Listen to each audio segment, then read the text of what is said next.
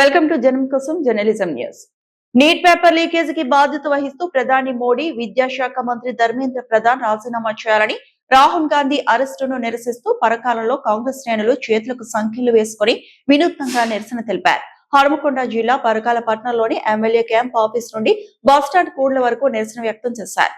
Neat paper లీకేజీకి నైతిక బాధ్యత వహిస్తూ ప్రధాని నరేంద్ర మోడీ, విద్యాశాఖ మంత్రి ధర్మేంద్ర ప్రధాన్ రాజీనామా చేయాలని జంతర్ మంతర్ వద్ద విద్యార్థులపై జరిగిన లాఠీ చార్జీని ఖండిస్తూ ప్రధాని నివాసం ముందు నిరసన తెలిపిన ప్రతిపక్ష నేత రాహుల్ గాంధీని అరెస్టు చేయడంతో కాంగ్రెస్ పార్టీ నాయకులు, కార్యకర్తలు చేతులకు సంఖ్యలు ధరించి నిరసన ప్రదర్శన నిర్వహించారు. ఈ రోజు పరకాల పట్టణ కేంద్రంలో పరకాల పట్టణం కలిపి నిరసన కార్యక్రమం ఏర్పాటు చేయడం జరిగింది.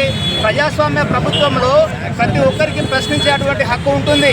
ఆ హక్కులో భాగంగా విద్యార్థులు వారికి కావాల్సినటువంటి అవకాశాలు కల్పించాలని చెప్పేసి ప్రశ్నించేటువంటి సమయంలో వారు ప్రభుత్వానికి వ్యతిరేకంగా వారి యొక్క హక్కులను అడుగుతున్న క్రమంలో మోడీ ప్రభుత్వము విద్యార్థుల పైన లాఠీచార్జ్ చేయడం అనేది ఏమాత్రం కూడా అది కరెక్ట్ కాదు. అది వాళ్ళ యొక్క వ్యక్తిగతంగా వారి యొక్క ప్రభుత్వానికే సిగ్గుచేటు అని చెప్పేసి నేను తెలియజేస్తున్నాను.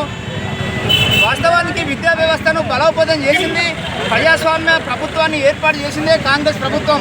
స్వాతంత్రం అప్పటి నుంచి కూడా ఇప్పటి వరకు, మొన్నటి వరకు కూడా, మన్మోహన్ సింగ్ వరకు కూడా ప్రజాస్వామ్యాన్ని ఒక విధి విధానాలతో ప్రజలకు సంక్షేమ పథకాలు అందిస్తూ విద్యా వ్యవస్థను అందిస్తున్నటువంటి ప్రభుత్వమే కాంగ్రెస్ ప్రభుత్వం ఆనాడు అందించింది. ఈరోజు కాంగ్రెస్ ప్రభుత్వం చేసిన విధంగా మంచి విద్యా వ్యవస్థను అందించలేనటువంటి ఈ బీజేపీ ప్రభుత్వం ఉంటే ఏంటి, లేకుంటే ఏంటి అని చెప్పేసి నేను ప్రశ్నిస్తున్నాను.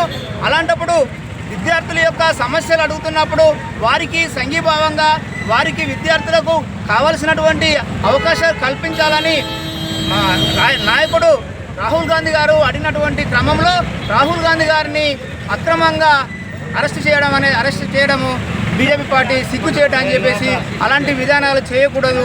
విద్యా వ్యవస్థను బలోపేతం చేసినప్పుడే సమాజము, దేశము అభివృద్ధి చెందుతున్నటువంటి ఇంగిత జ్ఞానం కూడా ఆ విద్యాశాఖ మంత్రికి, కేంద్ర విద్యాశాఖ మంత్రి ధర్మేంద్ర ప్రధాన్కు లేదు అని, ఇలాంటి విషయాలు విద్యార్థుల జోలికి వెళ్ళకూడదు.